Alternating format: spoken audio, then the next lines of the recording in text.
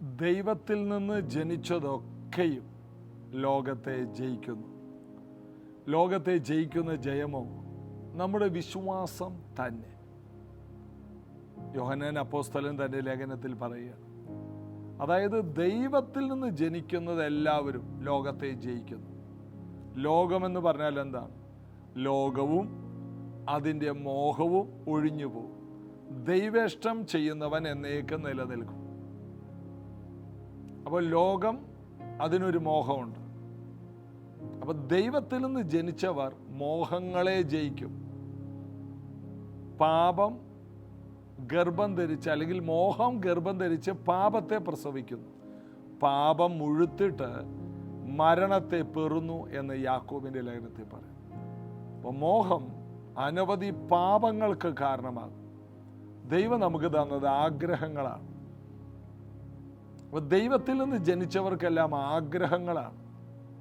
എന്താണ് ആഗ്രഹം?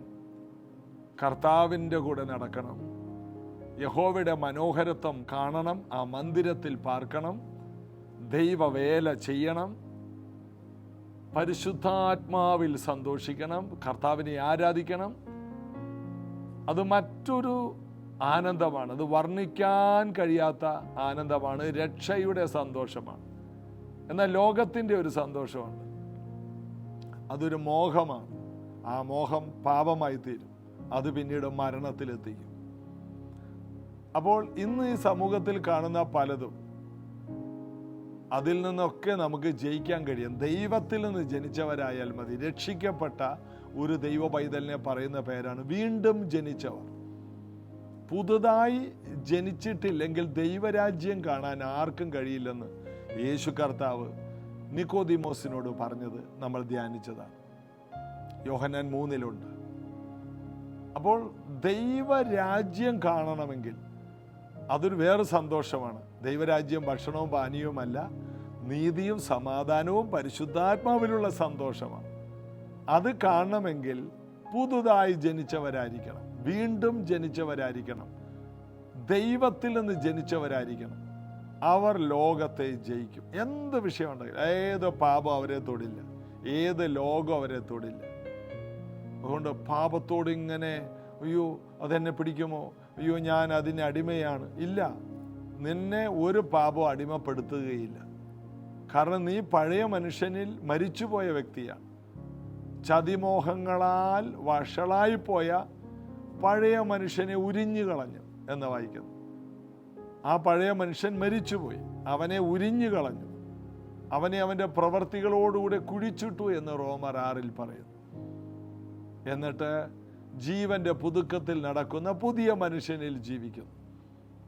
ഈ സത്യം അറിയാമെങ്കിൽ നിങ്ങൾക്ക് ഏത് വിഷയത്തെ ഓവർകം ചെയ്യാൻ കഴിയും. ഒരു അഡിക്ഷനാണ്, എനിക്ക് കൗൺസിലിംഗ് വേണം. നിനക്ക് ഒരു കൗൺസിലിങ്ങിൻ്റെ ആവശ്യമില്ല. നീ വീണ്ടും ജനിച്ച ദൈവവൈതലാണോ, ഏത് സാഹചര്യത്തെയും ജയിക്കും, ഏത് മുറിവുകളെയും ജയിക്കും. എൻ്റെ അകത്ത് മുഴുവൻ മുറിവാണ്, നിൻ്റെ അകത്ത് ഒരു മുറിവും ഉണ്ടാകത്തില്ല.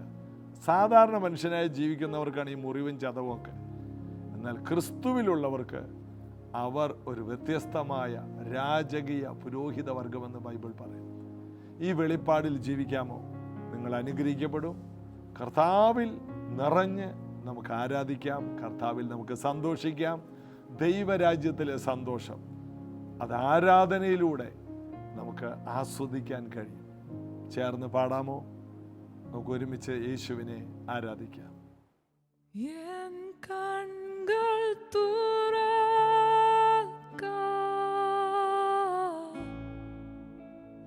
നിൻമുഖം കാൺമാൻ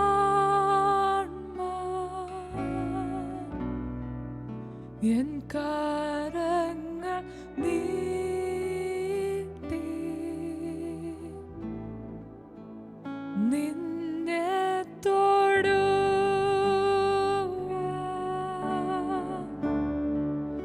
എൻ കാതുകൾ തുറക്കാൻ നിൻ സ്വരം കേൾപ്പാൻ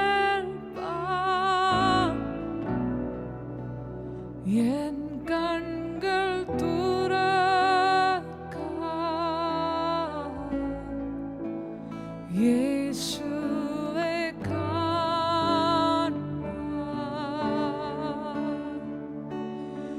എൻ കണ്ണുകൾ തുറക്കാൻ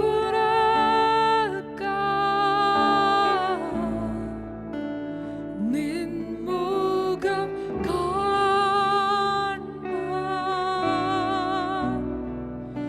എൻ കരങ്ങൾ നീട്ടി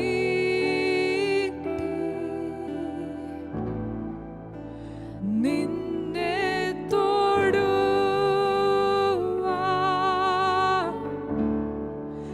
എൻ കാതുകൾ തുറക്കാൻ നിൻ സ്വരം കേൾപ്പാൻ എൻ കണ്ണുകൾ തുറക്കാൻ യേശുവേ കാണുവാൻ. യേശുവേ ഞങ്ങളുടെ കണ്ണുകളെ അങ്ങ് തുറക്കണമേ, ഞങ്ങളുടെ കാതുകളെ അങ്ങ് തുറക്കണമേ അപ്പ, ഞങ്ങളുടെ ഹൃദയങ്ങളെ അങ്ങ് തുറക്കണമേ അപ്പ. അങ്ങേ കാണുവാനും അങ്ങേ കേൾക്കുവാനും അങ്ങേ അനുഭവിക്കുവാനും ഞങ്ങളെ സഹായിക്കണമേ അപ്പ. പരിശുദ്ധാത്മാവേ ഞങ്ങളെ യേശുവിലേക്ക് നയിക്കണമേ. Open my eyes, Lord. Open my eyes, Lord. I want to see Jesus, to reach out and touch Him and say that I love Him. Open my ears, Lord. Help me to listen.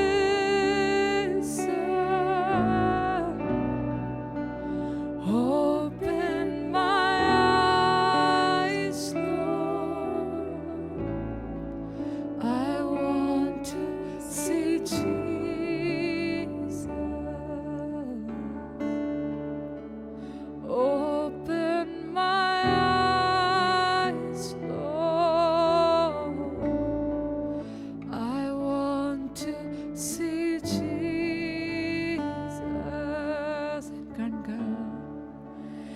En കണ്ണുകൾ തുറക്കാൻ യേശുവേ കാണുവാൻ. ബഥാനിയയിലെ ലാസറിൻ്റെ വീട്ടിലാണ് നമ്മൾ 1-2 ദിവസമായിട്ട്. ലാസറിനെ കുറിച്ച് നമുക്കെല്ലാവർക്കും അറിയാം. അദ്ദേഹത്തിന് 2 സഹോദരിമാരുണ്ട്. മറിയെക്കുറിച്ചും മാർത്തയെക്കുറിച്ചും നമ്മൾ ധ്യാനിച്ചു. യേശു അവരെ വളരെയധികം സ്നേഹിച്ചിരുന്നു എന്ന് നമ്മൾ വായിക്കുന്നു. എന്നാൽ ഈ ലാസർ ദീനമായി കിടന്നു എന്ന് അറിഞ്ഞിട്ട് യേശു അവിടേക്ക് പോയില്ല. യേശു ആയിരുന്നിടത്ത് 2 ദിവസം താമസിച്ചു. യേശു കൂടുതൽ സ്നേഹിക്കുന്ന ചില വീടുകളിൽ ഒരു പ്രശ്നം വന്നാൽ ആ പ്രശ്നം യേശു അപ്പോൾ തന്നെയല്ല പരിഹരിക്കുന്നത്.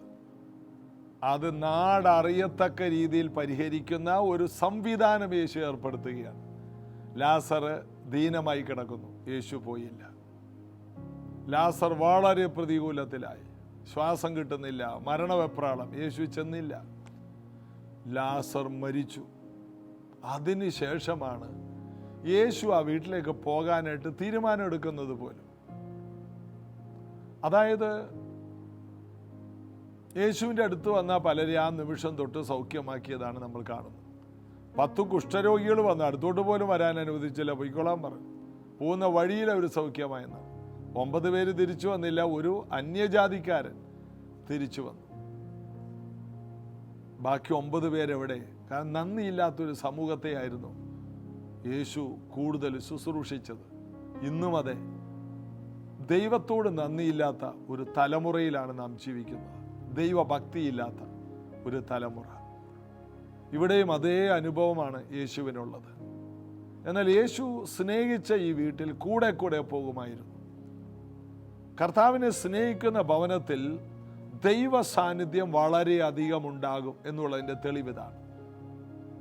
2 or 3 പേർ എൻ്റെ നാമത്തിൽ കൂടുന്ന ഇടത്ത്, അപ്പോൾ കർത്താവിനെ ഓർക്കുകയും കർത്താവിനെ സ്നേഹിക്കുകയും കർത്താവിനെ കാത്തിരിക്കുകയും കർത്താവിനെ ഇഷ്ടപ്പെടുകയും കർത്താവിനെ ശുശ്രൂഷിക്കുകയും ചെയ്യുന്ന ഒരു വീട്ടിൽ ദൈവ സാന്നിധ്യം വളരെ അധികമായിരിക്കും.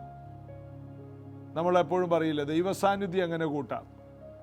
ലാസറും ആ 2 പെങ്കൊച്ചുങ്ങളും എങ്ങനെയായിരുന്നു യേശുവുമായിട്ട് സമീപനം? ദൈവ സാന്നിധ്യം കൂടാൻ യേശുവുമായിട്ട് സമയം ചെലവഴിച്ചാൽ മതി. കർത്താവിൻ്റെ കൂടെ സമയം ചെലവഴിക്കുന്ന വ്യക്തി കൂടുതൽ കർത്താവിൻ്റെ കൂടെയാണ്, ആ സാന്നിധ്യത്തിലാണ്. എല്ലാവരും കൂടെ ദൈവ സാന്നിധ്യമില്ല. എന്നാൽ വീണ്ടും ജനിച്ചവരോടുകൂടെ വളരെ വളരെ വളരെയധികം ദൈവ സാന്നിധ്യമുണ്ട്. നമുക്ക് 6 തൊട്ട് വായിക്കാം. എന്നിട്ടും അവൻ ദീനമായി കിടക്കുന്നു എന്ന് കേട്ടാറെ താൻ ഇരുന്ന സ്ഥലത്ത് 2 ദിവസം പാർത്തു. അടുത്തത് 7-ാം വാക്യം. അതിൻ്റെ ശേഷം അവൻ ശിഷ്യന്മാരോട് നാം വീണ്ടും യഹൂദിയയിലേക്ക് പോക എന്ന് പറഞ്ഞു. വീണ്ടും യഹൂദിയയിലേക്ക് പോവുക. ഉടനെ ശിഷ്യന്മാരെന്തു പറഞ്ഞു? 8-ാം വാക്യം. ശിഷ്യന്മാർ അവനോട് റബ്ബി, ഗുരുവേ, യഹൂദന്മാർ ഇപ്പോൾ തന്നെ നിന്നെ കല്ലെറിയാൻ ഭാവിച്ചുവല്ലോ, നീ പിന്നെയും അവിടെ പോകുന്നുവോ എന്ന് ചോദിച്ചു. യേശുവിൻ്റെ ധൈര്യം, യേശുവിൻ്റെ ഉറപ്പ്. 10-ാം അധ്യായമൊക്കെ നമ്മൾ കാണുമ്പോൾ ഒരു 5-ാം അധ്യായം തൊട്ട് യേശുവിന് ഭയങ്കര പ്രതികൂലമാണ്. 5-ാം അധ്യായത്തിൽ ആ ബെഥാസ്ത കുളക്കരയിൽ ഒരാളെ ശബത്തിൽ സൗഖ്യമാക്കി. 9-ാം അധ്യായത്തിൽ ശബത്തിൽ ഒരു കുരുടനെ സൗഖ്യമാക്കി. സമ്മതിക്കോ യഹൂദന്മാര്? പാരമ്പര്യത്തിൻ്റെ ആൾക്കാരല്ലേ അവര്. അതായത് ദൈവം ഓരോ കാര്യങ്ങളും അവർക്ക് കൊടുത്തത് വിശ്വാസം വർദ്ധിപ്പിക്കാനാണ്, പാരമ്പര്യം ഉണ്ടാക്കാനല്ല. അപ്പോൾ ദൈവത്തിൻ്റെ വചനത്തെ നാം ഒരു സിസ്റ്റമാക്കി കഴിഞ്ഞാൽ അതൊരു പാരമ്പര്യമാവും. എന്നാൽ ദൈവത്തിൻ്റെ പദ്ധതികളെ ഒരു വിശ്വാസ മാർഗമാക്കിയാൽ അത് ദൈവശക്തിയാണ്. ക്രൂശിൻ്റെ വചനം നശിച്ചു പോകുന്നവർക്ക് ഇത് ഭോഷത്വമാണ്, രക്ഷിക്കപ്പെടുന്നവർക്കോ അനുദിനം ഇത് ദൈവശക്തിയാണ്. അതുകൊണ്ട് ഒരിക്കലും ഒരു പാരമ്പര്യത്തെ കയറി പിടിക്കരുത്. ഇന്നതേ ധരിക്കാവൂ, ഇന്നതേ ഉടുക്കാവൂ, ഇങ്ങനെ ജീവിക്കാവൂ, ഇങ്ങനെ നിൽക്കാവൂ, ചിരിക്കാൻ പാടില്ല, ഇങ്ങനെ കുറേ പുറമെയുള്ള കുറേ പ്രോഗ്രാമുകൾ ചെയ്തു വെച്ച ഒരു സ്ഥലത്തും ദൈവസാന്നിധ്യം കൂടിയത് ഞാൻ കണ്ടിട്ടില്ല. എന്നാൽ യേശുവിനെ നോക്ക്. യേശു ഭക്ഷണം കഴിച്ചതുപോലെ ചുങ്കക്കാരുടെയും പാപികളുടെയും കൂടെയാണ്. നമ്മൾ വേർപാടെന്നും പറഞ്ഞ് എല്ലാ മനുഷ്യർക്കും അടുക്കാൻ കഴിയാത്ത രീതിയിൽ ഒരു മതിൽ കെട്ടിക്കളഞ്ഞു. എന്നിട്ട് നമ്മൾ തന്നെ പറഞ്ഞു കെട്ടിയടച്ച തോട്ടമാണ് ദൈവസഭ. അല്ല, ദൈവസഭയ്ക്ക് ഒരു വേർപാടും വിശുദ്ധിയൊക്കെ ഉണ്ട്, ഇല്ലെന്നല്ല. എന്നാൽ എല്ലാവർക്കും കടന്നു വരാൻ കഴിയുന്ന ഒരു പാലം നമ്മൾ ഈ സമൂഹമായിട്ട് ഇടണ്ടേ? ഈ പരീശന്മാർ ആരെ അടുപ്പിക്കത്തില്ല. എന്നാൽ യേശുവോ ശമരിയക്കാരിയോട് സംസാരിക്കുകയും ശമരിയക്കാരി മുഖാന്തരം വന്ന ജനത്തെ അവരുടെ ഒപ്പം 2 ദിവസം പോയി ശമരിയെ പാർക്കുകയും ചെയ്തു. അതുകൊണ്ട് യേശുവിനെ അന്നത്തെ മത നേതാക്കന്മാർ വിളിച്ചത് ചുങ്കക്കാരുടെ പാപികളുടെ സ്നേഹിതൻ. യേശു പാപികളുടെ കൂടെ സമയം ചെലവാക്കി. കാരണം കാണാതെ പോയതിനെ തിരഞ്ഞു രക്ഷിക്കാനാണ് യേശു വന്നത്. യേശുവിൻ്റെ വരവിൻ്റെ ഉദ്ദേശം ഇവർക്ക് അറിയില്ല. യേശു വന്നത് ഒരു മതത്തെ ഒന്നും കൂടി കൊഴുപ്പിക്കാനല്ല. യേശു അങ്ങനെ നിന്നിരുന്നെങ്കിൽ ഇവർക്കെല്ലാം പ്രസാദമാകുമായിരുന്നു. എന്നാൽ യേശു മതത്തെ ഉണ്ടാക്കാൻ വന്നതല്ല. യേശു ഒരു അനുഗ്രഹത്തിൻ്റെ മാർഗത്തെ നമുക്ക് വേണ്ടി ഒരുക്കിയതാണ്. മനുഷ്യന് ദൈവം വെച്ചിരുന്നത് ഭൂമിയാണ്. എന്നാൽ യേശു ഭൂമിയിൽ നിന്ന് മനുഷ്യനെ നിത്യതയിലേക്ക്, സ്വർഗത്തിലേക്ക് കൊണ്ടുപോകാൻ ഈ ഭൂമിയിലേക്ക് വന്നു. ആദാമിന് ദൈവം കൊടുത്തത് ഭൂമിയാണ്. ഇവിടെ വർദ്ധിച്ച് പെരുകാനാണ് പറഞ്ഞത്. ഇവിടെ നിറയുമ്പോൾ സ്വർഗത്തിലോട്ട് വരാൻ അങ്ങനെ ഒരു പ്രോഗ്രാമേ ഇല്ല. പാപം ചെയ്തപ്പോൾ ഏദൻ തോട്ടത്തിൽ നിന്ന് പുറത്താക്കി. 1-ാമത്തെ ആദാം നിമിത്തം ഉള്ളത് നഷ്ടപ്പെട്ടു. ഒടുക്കത്തെ ആദാം നിമിത്തം ഭൂമി തിരിച്ചു കിട്ടിയെന്ന് മാത്രമല്ല, നിത്യതയും മരണാനന്തര സ്വർഗവും യേശു ഇരിക്കുന്നിടത്ത് ഇരിക്കത്തക്ക രീതിയിൽ യേശുവിൻ്റെ മണവാട്ടിയായി, യേശുവിൻ്റെ മക്കളായി, സ്നേഹിതരായി, സഹോദരന്മാരായി എന്ന് വേണ്ട ഒറ്റ വാക്കിൽ പറഞ്ഞ ഒരു കുടുംബമായി തീർന്നു. സ്വർഗത്തിലെ സകല കുടുംബത്തിലും പേര് വരുവാൻ കാരണഭൂതനായ ദൈവത്തിൻ്റെ മുമ്പാകെ ഞങ്ങൾ മുട്ടുകുത്തുന്നു എന്നാണ് പൗലോസ് അപ്പോസ്തലൻ പറഞ്ഞത്. എല്ലാ കുടുംബങ്ങൾക്കും സ്വർഗത്തിൽ പേരുണ്ട്. അവിടെ സ്വർഗത്തിലെ കുടുംബത്തിൻ്റെ അംഗമായി മാറും. ആദാമ് പാപം ചെയ്തു എന്ന് കരുതി അത് ഒരു കുഴപ്പമായിട്ട് തീർന്നില്ല, അത് ഗുണമായി മാറി എന്ന് കരുതി പാപം ചെയ്യുക എന്നോ ഒരു നാളുമല്ല. കൃപ പെരുകേണ്ടതിന് പാപം വർദ്ധിച്ചു എന്ന് കരുതി കൃപ പെരുകുവാൻ പാപം ചെയ്യണോ? ഒരു നാളും വരുത് എന്ന് റോമാലേഖനം 5 ഒടുവിൽ പറയുന്നു. അപ്പോൾ പാപം കൊണ്ട് പിശാച് മനുഷ്യനെ തകർക്കാൻ നോക്കിയെങ്കിൽ യേശു തൻ്റെ ജീവൻ കൊണ്ട് മനുഷ്യന് നിത്യതയും സ്വർഗവും ഭൂമിയും എല്ലാം തിരിച്ചു തന്നു. നമ്മുടെ യേശു കർത്താവിനെ വിളിക്കുന്ന വീണ്ടെടുപ്പുകാരൻ എന്നാണ്. അപ്പോൾ മരിച്ചുപോയ ലാസറിനെ മരണത്തിൽ നിന്ന് തിരിച്ചു പിടിക്കാൻ അവൻ രോഗിയായപ്പോൾ പോയില്ല, ദീനമായിരുന്നപ്പോൾ പോകാതെ മരിച്ച് 4-ാം ദിവസം യേശു കടന്നു പോകുന്ന ഒരു ഭാഗമാണ് നമ്മൾ കാണുന്നത്. അപ്പോൾ ശിഷ്യന്മാർ പറയുന്നു, ഗുരുവേ, യഹൂദന്മാർ ഇപ്പോഴേ നിന്നെ കല്ലെറിയാൻ പോകുന്നു, വീണ്ടും അങ്ങോട്ട് തന്നെ പോകുന്നു. പ്രതികൂലത്തിൻ്റെ നടുവിലേക്ക് യേശുവിനറിയാം ഏത് പ്രതികൂലത്തിൽ പോകണം, ഏത് പ്രതികൂലത്തിൽ പോകരുത്, ഏത് പ്രതികൂലത്തിൽ നിന്ന് ഒഴിഞ്ഞു മാറണം. ഇതെല്ലാം യേശുവിനറിയാം. ഏത് പ്രതികൂലത്തിലാണ് പോകേണ്ടത്? വിവേചിക്കണം. ഏത് പ്രതികൂലത്തിൽ നിന്ന് ഒഴിഞ്ഞു മാറണം? വിവേചിക്കണം. ഏത് പ്രതികൂലത്തിലേക്ക് നടന്ന് ചെല്ലണം? ഇതെല്ലാം പരിശുദ്ധാത്മാവിൽ നിറഞ്ഞ് ജീവിക്കുന്ന ഒരു വ്യക്തിക്ക് മനസ്സിലാകും. അതിനൊരു ഉദാഹരണമാണ് യേശു കർത്താവ്. പിന്നീട് നമ്മൾ 9-ാം വാക്യത്തിലോട്ട് വായിക്കുമ്പോൾ അതിന് യേശു, പകലിന് 12 മണി നേരമില്ലയോ? പകൽ സമയത്ത് നടക്കുന്നവന് ഈ ലോകത്തിൻ്റെ വെളിച്ചം കാണുന്നത് കൊണ്ട് ഇടറുന്നില്ല. രാത്രിയിൽ നടക്കുന്നവൻ അവന് വെളിച്ചമില്ലായികൊണ്ട് ഇടറുന്നു എന്ന് ഉത്തരം പറഞ്ഞു. ഇത് പറഞ്ഞിട്ട് അവൻ, നമ്മുടെ സ്നേഹിതനായ ലാസർ നിദ്ര കൊള്ളുന്നു, എങ്കിലും ഞാൻ അവനെ ഉണർത്താൻ പോകുന്നു. യേശു ഇതെല്ലാം പറഞ്ഞിട്ട് പറഞ്ഞു, നമ്മുടെ സ്നേഹിതനായ ലാസർ ഉറങ്ങുന്നു, ഞാൻ അവനെ ഉണർത്താൻ പോകുന്നു. ഉടനെ ജനം, ഈ ശിഷ്യന്മാർ, കർത്താവേ, അവൻ നിദ്ര കൊള്ളുന്നു എങ്കിൽ അവന് സൗഖ്യം വരും എന്ന് പറഞ്ഞു. അവർക്ക് അത്രയേ ഉള്ളൂ. കർത്താവിനോട് പറയണ്, നിദ്രയാണെങ്കിൽ പിന്നെ സൗഖ്യം. കർത്താവിനെ അത്രയും പരിധി വെച്ചാണ് ഇവരും വീക്ഷിച്ചിരുന്നത്. എന്നാൽ ഓരോ അത്ഭുതം കഴിയും തോറും ഈ ശിഷ്യന്മാർ ചോദിച്ച ചോദ്യമുണ്ട്, ഇവൻ ആർ? കാറ്റും കടലും എല്ലാം ഇവന് കീഴടങ്ങുന്നല്ലോ, ഇവൻ ആർ? എല്ലാം വിട്ട് ഇറങ്ങി തിരിച്ചിട്ട് യേശു ആരാണെന്ന് അറിഞ്ഞുകൂടാ. ഇത് നമ്മുടെ അവസ്ഥ ഇതാണ്. യേശു ആരെന്ന് അറിയണമെങ്കിൽ യേശുവിൻ്റെ കൂടെ സമയം ചെലവഴിക്കണം. ഓരോ ദിവസം കഴിയും തോറും ഇവർ യേശുവിനെ അറിയുകയാണ്. കാനാവിലെ കല്യാണ വീട്ടിൽ അവർ യേശുവിനെ അല്പം അറിഞ്ഞു. പിന്നെ ഓരോ അത്ഭുതം കഴിയും തോറും അവരുടെ ആകാംക്ഷ, ആവേശം വർദ്ധിക്കുകയാണ്. യേശു ആരാണ് എന്നുള്ള ഒരു ബോധ്യം. ഇപ്പോൾ അവർ യേശുവിന് ക്ലാസ് എടുക്കുകയാണ്. ആ കർത്താവേ, നിദ്രയാണെങ്കിൽ പിന്നെ സൗഖ്യമാണ്. അത് പിന്നെ കുഴപ്പമുള്ള കാര്യമല്ല, അതിൻ്റെ മുകളിലോട്ട് വരാതിരുന്നാൽ മതി. അപ്പോഴാണ് യേശു എന്ത് പറഞ്ഞു? യേശുവോ അവൻ്റെ മരണത്തെക്കുറിച്ചായിരുന്നു പറഞ്ഞത്, ഉറക്കമെന്ന നിദ്രയെക്കുറിച്ച് പറഞ്ഞു എന്ന് അവർക്ക് തോന്നിപ്പോയി. യേശു മരണത്തെയാണ് നിദ്ര എന്ന് പറഞ്ഞത്, ശിഷ്യന്മാർ ഉറക്കത്തെയാണ് നിദ്ര എന്ന് പറയുന്നത്. അതായത് യേശു തന്നെ പുനരുത്ഥാനവും ജീവനുമാണ്. പിന്നീട് നമ്മൾ താഴോട്ട് കാണുന്നുണ്ടത്, മാർത്തയോട് യേശു പറയുന്നുണ്ട്. അപ്പോൾ മരണം വെറും ഒരു നിദ്രയായി, വെറും ഒരു വിശ്രമമായി യേശു നിസ്സാരമാക്കി കളഞ്ഞു. യേശു ക്രിസ്തുവിലൂടെ നമുക്ക് ലഭിച്ച ഏറ്റവും വലിയ ഭാഗ്യം, ഇത്ര ഭയങ്കരമായ മരണം, ആ മരണത്തെ യേശു വെറും ഉറക്കമാക്കി മാറ്റി. മാനവജാതി മുഴുവനും ഞെട്ടി വിറക്കുന്ന മരണം ഇന്ന് ലോകത്തിൽ എത്ര പണമുള്ളവനും ഏറ്റൊടുവിൽ കൊതിക്കുന്ന ഒന്ന്, ഇതിൽ നിന്നൊന്ന് പുറത്തു വരാമോ? യേശു പറഞ്ഞു പുറത്തു വരാൻ കഴിയും, അതൊരു ഉറക്കമാണ്. എന്നിൽ വിശ്വസിക്കുന്നവൻ അവൻ നിദ്രയെ പ്രാപിക്കൂ. അവൻ ഉറങ്ങിയാൽ അവൻ ഉണർന്നു വരും. കാഹളം ധ്വനിക്കുമ്പോൾ എല്ലാവരും ഉണർന്നു വരും.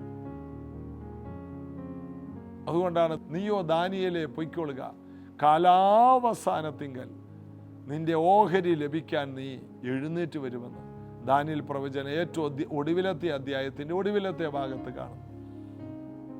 നീയോ അവസാനം വരുവോളം പൊയ്ക്കൊള്ളുക, കാലാവസാനത്തിൽ ഓഹരി ലഭിക്കാൻ എഴുന്നേറ്റ് വരും.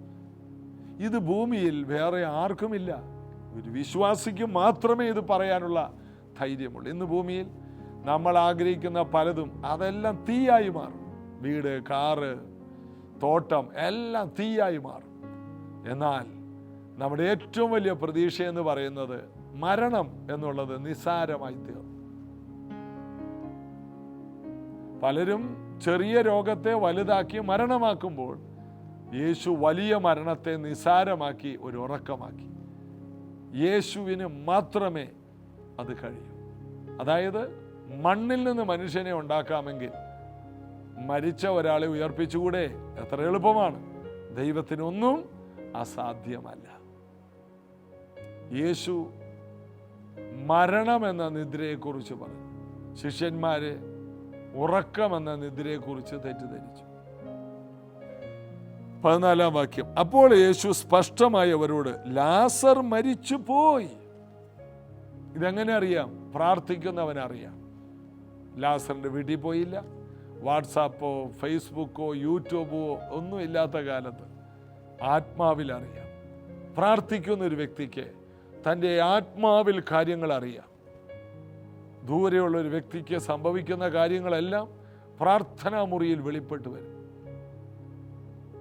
ലാസർ മരിച്ചുപോയി. യേശുവിനോട് ഇത് വന്ന് ആരും പറഞ്ഞില്ല. എന്നാൽ യേശുവിന് ആത്മാവിൽ അറിയാം. ലാസർ മരിച്ചുപോയി. ഞാൻ അവിടെ ഇല്ലാത്തത് കൊണ്ട് നിങ്ങളെ വിചാരിച്ച് സന്തോഷിക്കുന്നു. നിങ്ങൾ വിശ്വസിപ്പാനിടയാകുമല്ലോ.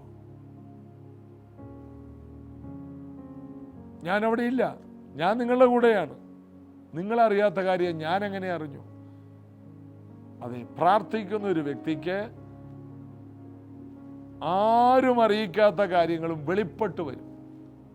മരണം വെളിപ്പെട്ടു വരും, സൗഖ്യം വെളിപ്പെട്ടു വരും, ഉയർച്ചകൾ വെളിപ്പെട്ടു വരും, അനുഗ്രഹങ്ങൾ വെളിപ്പെട്ടു വരും.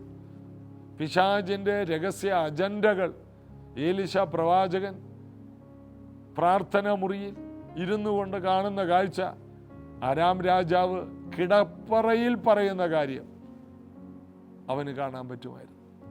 പ്രാർത്ഥിക്കുന്ന ഒരു വ്യക്തി, ദൈവവുമായിട്ട് അടുത്ത ബന്ധപ്പെടുന്ന ഒരു വ്യക്തിക്ക് മറഞ്ഞിരിക്കുന്നതെല്ലാം ദൈവം വെളിപ്പെടുത്തും. യേശു നമുക്ക് നല്ലൊരു മാതൃകയാണ്.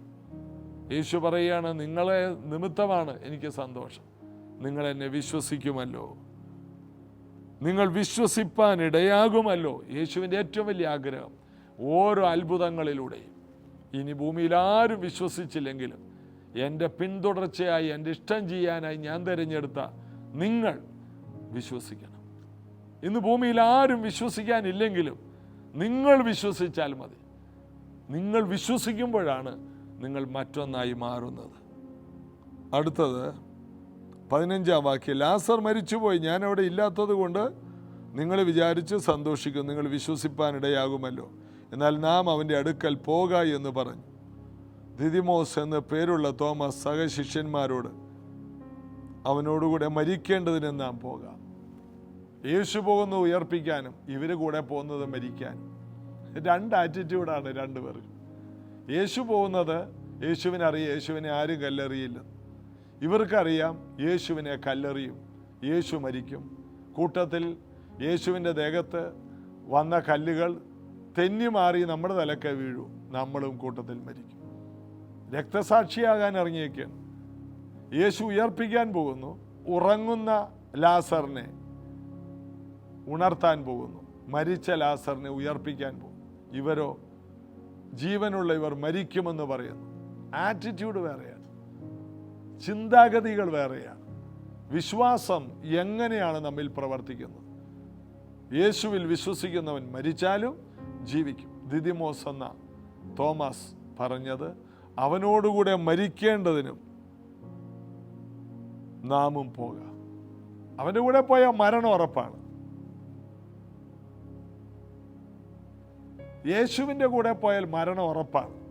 എന്നാൽ അവിടെ സംഭവിച്ചത്, യേശുവിൻ്റെ കൂടെ പോയപ്പോൾ മരണത്തിന് യാതൊരു വിലയില്ലെന്ന് മനസ്സിലായി. മരിക്കുമെന്ന് ചിന്തിച്ച സ്ഥാനത്ത് ഉയർപ്പാണ് സംഭവിച്ചത്. അതാണ് കർത്താവ്. നമ്മുടെ അകത്ത് വന്നു കയറുന്ന ഒരു നെഗറ്റീവിനും പിടിച്ചു നിൽക്കാൻ കഴിയില്ല, യേശു കൂടെ ഉണ്ടെങ്കിൽ. ഈ ഒരു വലിയ വിശ്വാസം നമ്മെ കത്തി ജ്വലിപ്പിക്കുമാറാകട്ടെ. പ്രാർത്ഥിക്കാം. യേശുവിൻ്റെ നാമത്തിൽ ഇന്ന് ഈ വചനങ്ങൾ കേട്ട ഈ പ്രിയപ്പെട്ടവരുടെ അകത്ത് കയറിയിരിക്കുന്ന എല്ലാ നെഗറ്റീവുകളും ഇറങ്ങിപ്പോകട്ടെ. മരിക്കുമെന്നുള്ള ചിന്ത മാറി ഉയർപ്പിൻ്റെ ശക്തി, പുനരുത്ഥാനത്തിൻ്റെ ശക്തി വ്യാപരിക്കട്ടെ. രോഗസൗഖ്യങ്ങൾ ശരീരത്തിലുണ്ടാകണം.